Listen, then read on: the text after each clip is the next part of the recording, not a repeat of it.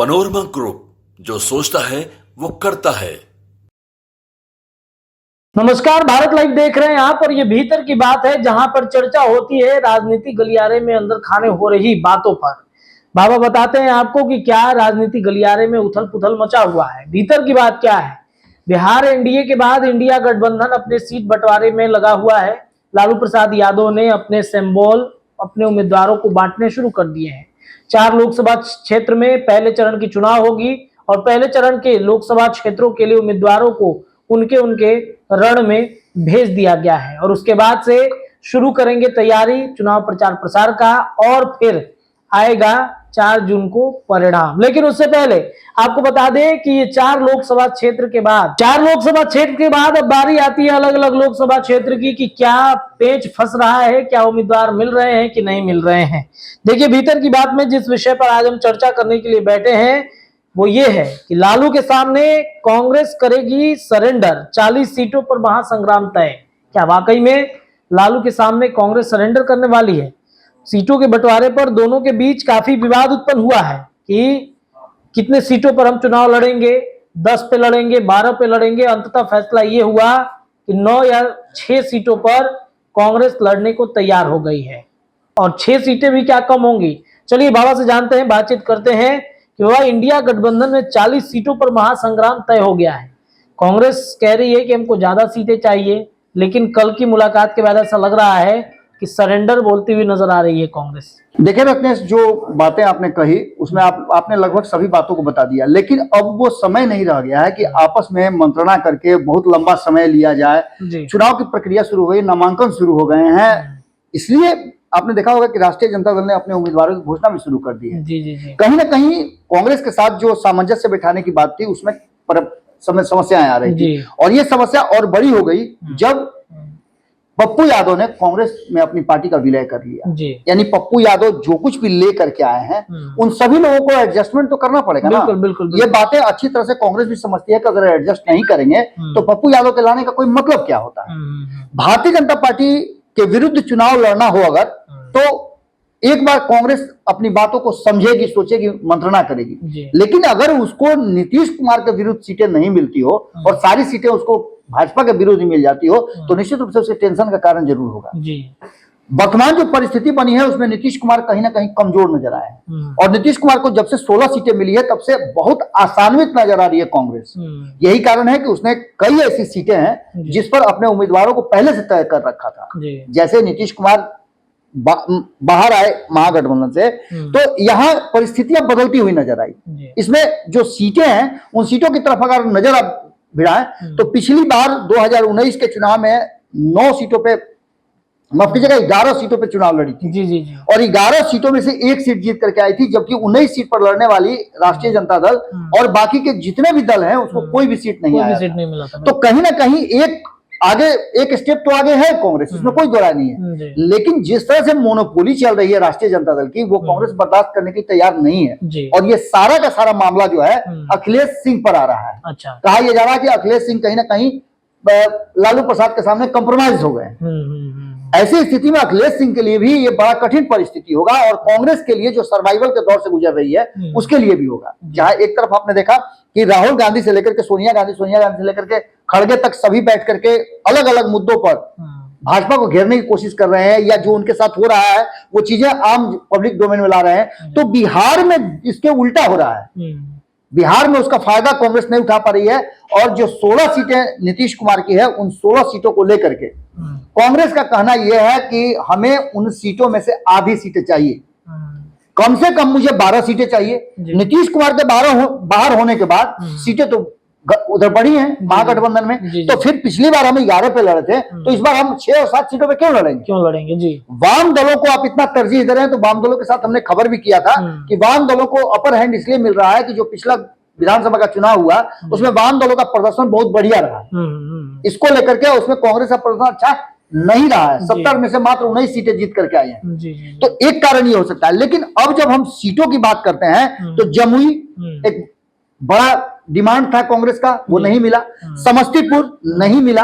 इसके अलावा पूर्णिया की बात करें, माधेपुरा की बात करें, पूर्णिया तो आपको पता है कि प्रणाम पूर्णिया कर रहे हैं पप्पू यादव, और करते करते अचानक से कांग्रेस में आ भी गए हैं। जी जी मधेपुरा की सीट कहा जाता है यादवों की बहुल सीट है, तो यहाँ से भी अपना किस्मत आजमाना चाहते हैं। जी। इसके अलावा किशनगंज की सीट कहें तो जो जीता हुआ सीट है उसको चाहिए ही चाहिए। बाद में कटिहार की सीट कहें तो कटिहार सीट लंबे समय तक कांग्रेस के पास रही है, तो ये भी सीट पिछली बार भी हार जीत का आंकड़ा बहुत कम था, तो ये भी उनको चाहिए। इसके अलावा औरंगाबाद की सीट जो पारंपरिक सीट एक तरह से कांग्रेस की रही है, निखिल कुमार वहां के बड़े नेता है, इस सीट पर आपने अपने उम्मीदवार उतार दिए। जी। इसके अलावा आप नवादा की बात करते, यहाँ से आपने उम्मीदवार की घोषणा कर दी है। बिल्कुल। बात नालंदा की करें तो नालंदा भी पप्पू यादव के उस स्ट्रेटजी का हिस्सा था, क्योंकि उनके सबसे पप्पू यादव के बाद उनकी पार्टी के सबसे कद्दावर नेता है राजू दानवीर जी। उनके लिए नालंदा का सीट वो रिजर्व चाहते थे, कारण कि एक तरफ जहां आप देख लीजिए कि एंटी इनकम्बेंसी भी चल रही है। नालंदा में जिस तरह से कौशलेंद्र कुमार सिर्फ नीतीश कुमार के नाम पर जीतते चले आ रहे हैं, उनको लेकर के अब ये कहा जा रहा है कि यही मौका है उनके विरुद्ध अगर एक कुर्मी उम्मीदवार को उतारा जाए तो ये मामला सेटल हो सकता है, क्योंकि लोग वहां परिवर्तन चाह रहे हैं। बिल्कुल। और ऐसी स्थिति में जो वर्तमान परिस्थिति बनी है उसमें नीतीश कुमार के विरुद्ध अगर कांग्रेस अपना उम्मीदवार उतारती है, उसमें भी कद्दावर उम्मीदवार कहे जाते हैं, तो कहीं ना कहीं राजू दानवीर वहां से पप्पू यादव के साथ एक सीट ला करके जीता करके दे सकते हैं। ये पूरी की पूरी कहानी चल रही है। इसके बाद आपको बता दें वाल्मीकि नगर की सीट भी लगता है कि नहीं मिल पाएगा, उस पर भी काराकट की सीट की बात करें तो काराकट की सीट भी मांग रहे थे, वो भी सीट उनके हाथ से जाती हुई दिखाई दे रही है, क्योंकि काराकट की सीट खोज रहे थे वो मीरा कुमार की बेटा के लिए, वो भी सीट उनके हाथ से निकलता हुआ दिखाई दे रहा है, नहीं मिल रहा है। इसका सासाराम की सीट का है जो पारंपरिक सीट रही है, मीरा कुमार वहां से लड़ती रही चुनाव, इस बार वहां भी मामला अटक गया है। तो ऐसी स्थिति में सीधे तरह से नजर आता है कि अगर कांग्रेस ने लालू प्रसाद के सामने सरेंडर कर दिया है तो बात खत्म है, लेकिन अगर सरेंडर नहीं किया है तो रास्ते बहुत सारे खुले हुए हैं। अभी भी कांग्रेस के पास ये ऑप्शन है कि वो 40 की 40 सीटों पर चुनाव लड़ सकती है जी। ऐसी स्थिति में परिणाम क्या होंगे ये अलग बात है, लेकिन इतना तो आप मान के चलिएगा कि कांग्रेस ने अगर विद्रोह कर दिया तो कहीं ना कहीं भारतीय जनता पार्टी के साथ जो लड़ाई है उस लड़ाई में राष्ट्रीय जनता दल भी कमजोर होगी। अब ये लड़ाई नीतीश कुमार और भाजपा के साथ मिलकर के एनडीए की नहीं जा गई है, अब ये लड़ाई राजद वर्सेस भाजपा हो गई है, जिस लड़ाई में जिसका खेमा जितना मजबूत होगा, अगर कांग्रेस वहां से हट जाती है तो ये मान के चलिए कि 40 की 40 सीटों पर जिताने के लिए काफी है चिराग पासवान। बिल्कुल, क्योंकि चिराग पासवान के पास 6-7% वोट है और इधर कांग्रेस के पास भी जिसका बेस वोट लाइन है वो करीब 5 से 6% माना जाता है, जो अब तक के चुनाव में देखा गया। तो ऐसी स्थिति में आप एक बहुत बड़ी गलती हो जाएगी महागठबंधन से, यदि जिस तरह से राष्ट्रीय जनता दल फैसले ले रही है और कांग्रेस अगर उसका हिस्सा नहीं रहती है तो ये मान के चलिए कि कांग्रेस विद्रोही होने के बाद ज्यादा घातक होगी।